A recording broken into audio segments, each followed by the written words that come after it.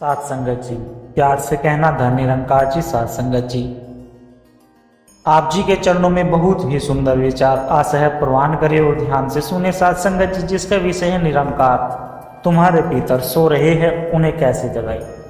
तो चलिए सात संगत जी, जानते हैं इस प्रेरणादायक कहानी के माध्यम से। सात संगत जी और सात संगत जी, आशा करता हूँ सदगुरु जी की कृपा से आप सभी अच्छे होगे, स्वस्थ होगे, जहाँ भी होगे सेवा सुमरन करते हुए अपना जीवन व्यतीत कर रहे होगे। सात संगत जी, चलिए शुरू करते हैं। सात संगत जी, स्थान है काशी में गंगा तट पर स्थित संत कबीर की कुटिया। समय है सात संगत जी संध्या काल, सूरज अस्त हो रहा है सात संगत जी, और उसकी ललिमा गंगा के जल पर फैल रही है। वातावरण शांत है। कबीरदास जी अपनी खटिया पर बैठे हुए करघे के लिए सूत तैयार कर रहे हैं। उनका ध्यान अपने काम में पूरी तरह से लीन है। उनका युवा शिष्य आनंद, जो कुछ समय से उनके पास बैठा गहरी सोच में डूबा हुआ था, अंततः अपनी चुप्पी तोड़ता है। गुरुदेव प्रणाम, क्या मैं आपसे एक प्रश्न पूछने का दुस्साहस कर सकता हूँ? मेरे मन में कई दिनों से एक विकार तूफान मचाए हुए है। कबीर सूत काटना जारी रखते हुए चेहरे पर एक हल्की सी मुस्कान के साथ, आनंद प्रश्न पूछने में दुस्साहस कैसा? जब तक मन में प्रश्न है, समझो कि भीतर की यात्री अभी जीवित है। कहो क्या उलझन है? गुरुदेव, आप और अन्य सभी संत जन कहते हैं कि निरंकार परमात्मा वो परम सत्ता कण कण में व्यापक है। यदि वह हर जगह है तो वह मेरे भीतर भी है। शास्त्र कहते हैं कि वह आत्मा के रूप में मेरे हृदय में ही विराजमान है। पर गुरुदेव, मुझे तो उसका कोई अनुभव नहीं होता। ऐसे लगता है जैसे वह मेरे भीतर सो रहे हैं। तो मेरा प्रश्न यही है कि मेरे भीतर सो रहे उस निरंकार परमात्मा को कैसे जगाऊं? सात संगत जी, कबीरदास जी एक क्षण के लिए रुक जाते हैं। वे सूत का धागा नीचे रखते हैं और अपनी गहरी भेदक दृष्टि से आनंद की ओर देखते हैं। उनकी आंखों में करुणा है, फटकार नहीं। कबीर शांत और गंभीर स्वर में, तुम्हारा प्रश्न उत्तम है आनंद, लेकिन इस प्रश्न में ही एक बहुत बड़ा भ्रम छुपा हुआ है। तुम उस परमात्मा को जगाने की बात कर रहे हो जो कभी सोता ही नहीं। आनंद आश्चर्य से, सोता नहीं? पर गुरुदेव, यदि वह जागा हुआ है तो मुझे उसका अनुभव क्यों नहीं होता? मुझे उसकी उपस्थिति का आभास क्यों नहीं होता? कबीर वत्स, कल्पना करो कि सूर्य आकाश में अपनी पूरी प्रखरता के साथ चमक रहा है, लेकिन तुमने अपनी आंखें कसकर बंद कर रखी है। अब बताओ, दोष किसका है? सूर्य के प्रकाश का या तुम्हारी बंद आंखों का? आनंद कुछ सोचते हुए, निश्चित रूप से मेरी बंद आंखों का गुरुदेव। कबीर, ठीक यही बात है। वह परमात्मा तो तुम्हारे भीतर चैतन्य का सूर्य बनकर 24 घंटे चमक रहा है। वह तो हर श्वास में, हर धड़कन में स्वयं को प्रकट कर रहा है। सोए तो तुम हो आनंद, वो नहीं। यदि तुम्हारी चेतना है और अज्ञान की निद्रा में है, तुमने स्वयं को अपनी ही बनाई हुई दुनिया के सपनों में उलझा लिया है। आनंद लज्जित होकर, मेरी निद्रा में तो जागा हुआ हूँ गुरुदेव। मैं देख रहा हूँ, सुन रहा हूँ, आपसे बात कर रहा हूँ। यह कैसी निद्रा है? कबीर मुस्कुराते हुए, यह इंद्रियों का जगाना है, आत्मा का नहीं। तुम्हारी आंखें बाहर का संसार देखती है, कान बाहर के शब्द सुनते हैं, मन बाहर के विचारों में दौड़ता है। इस दौड़ भाग और कोलाहल में तुम उस शांत संगीत को कैसे सुन पाओगे जो तुम्हारे भीतर निरंतर बज रहा है? तुम्हारी चेतना पर अहंकार, इच्छाओं और विकारों की मोटी चादर पड़ी है। यदि यही चादर तुम्हारी गहरी नींद है, तुम परमात्मा को जगाना चाहते हो, जबकि आवश्यकता स्वयं के जगाने की है। आनंद हाथ जोड़कर आंखों में आतुरता के साथ, गुरुदेव, आपने मेरी भूल को उजागर कर दिया। परमात्मा नहीं, मैं ही सोया हुआ हूँ। तो आप कृपा करके मेरा मार्गदर्शन करें। मैं इस अज्ञान की निद्रा से कैसे जागूं? आपकी अपनी चेतना पर पड़ी इस मोटी चादर को कैसे हटाऊं? कबीरदास जी आनंद के सरल और सच्चे प्रश्न को सुनकर संतुष्ट होते हैं। वे जानते हैं किसी से अब सही मार्ग पर पहला कदम रखने के लिए तैयार है। कबीरदास जी आनंद के प्रश्न में छिपी सच्चाई और तड़प को पहचानते हैं। वे अपनी जगह से उठते और कुटिया के बाहर रखे एक मिट्टी के घड़े से पानी लेकर पास में पड़े कांसे के पुराने धुंधले और मैले बर्तन पर डालते हैं। कबीर बर्तन पर पानी डालते हुए, आनंद यह देखो, इस मैले बर्तन में क्या तुम अपना चेहरा साफ साफ देख सकते हो? आनंद बर्तन को देखकर, नहीं गुरुदेव, यह बहुत मैला और धुंधला है। प्रतिबिंब तो बन रहा है पर कुछ स्पष्ट नहीं दिखाई दे रहा, क्योंकि इस बर्तन में मोटी और मैली गंदी परत चढ़ी है। कभी शांत भाव से, तो क्या इसका अर्थ यह है कि तुम्हारे चेहरे में कोई दोष है या इस बर्तन के प्रतिबिंब बनने की क्षमता नहीं है? नहीं गुरुदेव, दोष ना मेरे चेहरे का है और ना ही बर्तन की क्षमता का। दोष तो इस जमी हुई मैल की परत का है। यदि इसे साफ कर दिया जाए तो चेहरा स्पष्ट दिखने लगेगा। कबीर मुस्कुराते हुए आनंद के कंधे पर हाथ रखकर, तुमने अपना उत्तर स्वयं ही दे दिया है वत्स।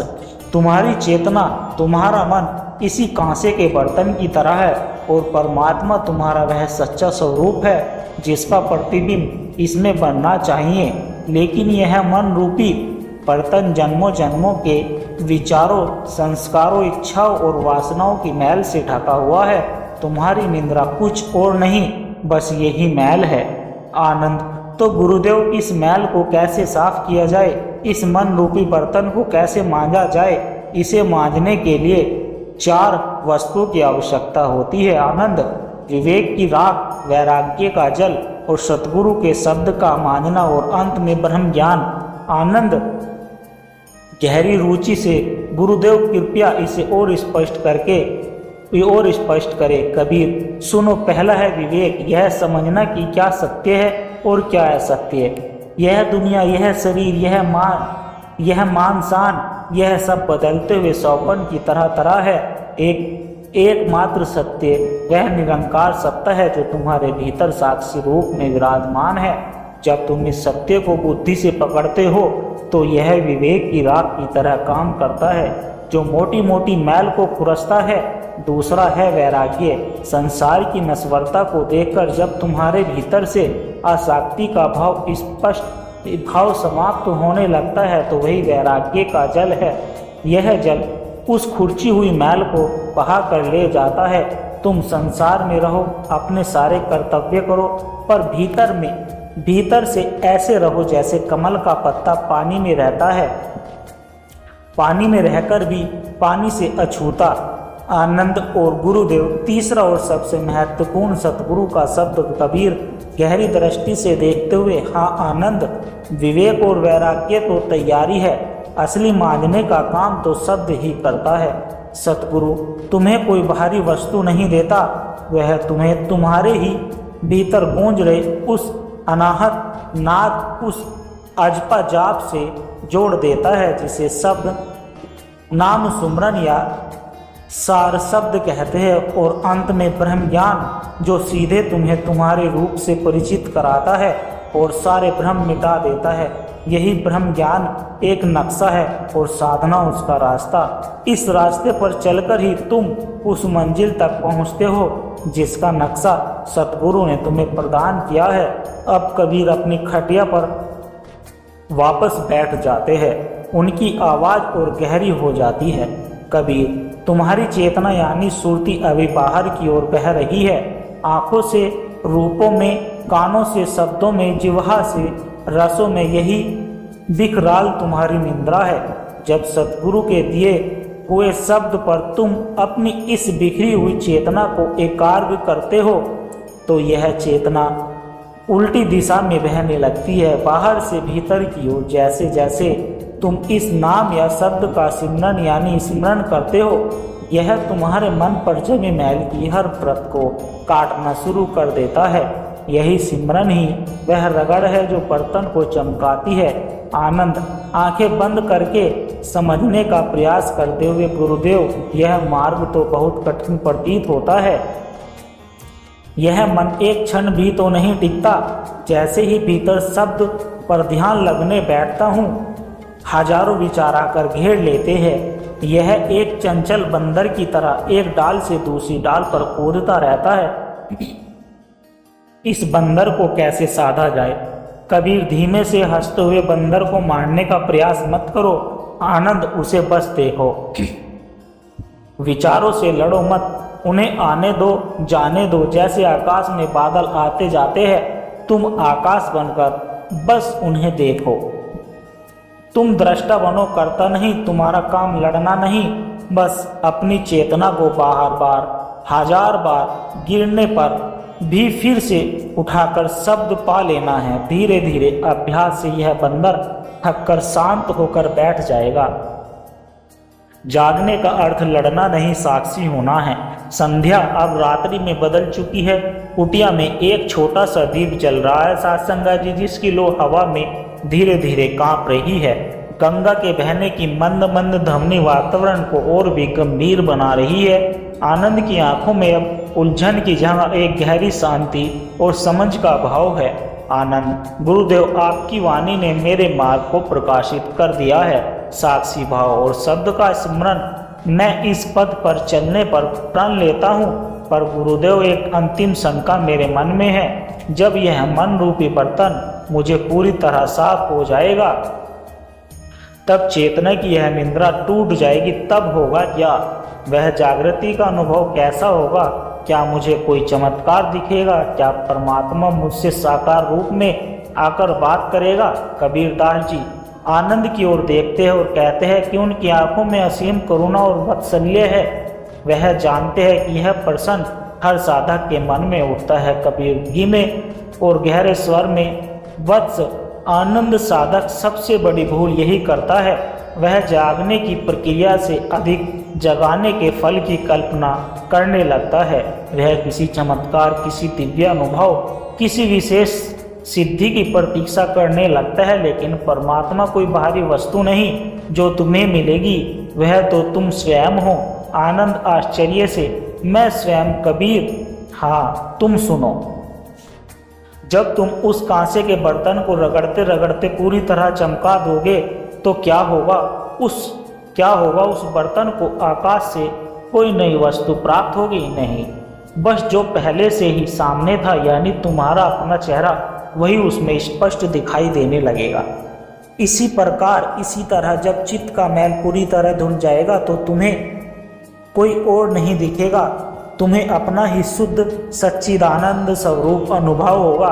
तुम पाओगे कि जिसे तुम मैं अहंकार समझ रहे थे, वह तो केवल एक लहर थी और तुम्हारा वास्तविक स्वरूप तो पूरा सागर है। आनंद भाव विभोर होकर तो कोई चमत्कार नहीं होगा। कबीर हंसते हुए, सबसे बड़ा चमत्कार यही होगा कि चमत्कार की अपेक्षा समाप्त हो जाएगी। जीवन का हर क्षण ही एक चमत्कार लगने लगेगा। तुम्हारा सांस लेना, फूल का खिलना, नदी का बहना, सब उसी एक की लीला दिखाई देगी। तुम परमात्मा को पाओगे नहीं, तुम परमात्मा ही हो जाओगे। द्वैत मिट जाएगा। खोजने वाला और जिसे खोजा जा रहा था, दोनों एक हो जाएंगे। कबीर अपनी बात को एक साखी के माध्यम से समाप्त करते हैं कि लाली मेरे लाल की जित देखू तित लाल, लाली देखन मैं गई मैं भी हो गई लाल। अर्थात मेरे प्रीतम यानी परमात्मा की ललिमा यानी ज्ञान का प्रकाश ऐसा है कि मैं जिधर देखता हूँ उधर वही दिखाई देता है। जब मैं उस ललिमा को खोजने या देखने निकलता हूँ तो मैं स्वयं भी उसी रंग में रंग गया। मेरा अपना अलग अस्तित्व ही नहीं रहा। इस अवस्था को ही सहज समाधि कहते हैं। आनंद, इसके लिए तुम्हें जंगल में भागने या आंखें बंद करके हठ योग करने की आवश्यकता नहीं। तुम अपना काम करते रहो, करघे पर कपड़ा बुनते रहो, बाजार में उसे बेचते रहो, परिवार के कर्तव्य निभाते रहो, पर भीतर निरंतर उस शब्द से जुड़े रहो, साक्षी भाव में स्थिर रहो। बाहर से साधारण गृहस्थ और भीतर से परम योगी, यही है जगाना। नींद में तुम करता थे, जाग कर तुम दृष्टा हो जाओगे। आनंद की आंखों से कृतज्ञता के आंसू बहने लगते हैं। साध संगत जी, वह कबीरदास के चरणों में झुक जाता है। उसके सारे प्रसंग शांत हो गए हैं। अब उसे क्या मिलेगा कि चिंता नहीं, बल्कि कैसे मांझना है, इसका मार्ग मिल गया है। आनंद गदगद स्वर में है, गुरुदेव आपने मेरी निंद्रा नहीं, मेरे निंद्रा के भ्रम को ही तोड़ दिया है। आपने मुझे जगाने की विधि नहीं, स्वयं जागने का बोध करा दिया। अब मैं समझ गया कि परमात्मा को जगाना नहीं, बस उस परमात्मा में जाग जाना है। कबीरदास जी आनंद को उठाकर अपने गले से लगा लेते हैं। दीपक की कांपती हुई लो में गुरु और शिष्य का मौन संवाद चल रहा है। साथ संगत जी, बाहर रात्रि का अंधकार है और कुटिया के भीतर आनंद के हृदय में ज्ञान का सूर्य उदय हो चुका है। साथ संगत जी, इसी विचार के साथ दोनों की वार्तालाप समाप्त हो जाती है। साथ संगत जी, प्यार से कहना धन निरंकार जी। साथ संगत जी, आशा करता हूँ दास की द्वारा कहे विचार आप सभी संतों को अच्छे जरूर लगे होंगे। अगर अच्छे लगे हो तो वीडियो को लाइक करें, शेयर करें, कमेंट बॉक्स में धन निरंकार जी लिखकर साथ संगत जी अपने विचार साझा जरूर करें और दास को आशीर्वाद दे। हर रोज आप जी के चरणों में ऐसे ही सुंदर सुंदर विचार लेकर आता रहूं। साथ संगत जो दास के चैनल को भी सब्सक्राइब जरूर कर ले। साथ संगत जी, प्यार से कहना धन निरंकार जी।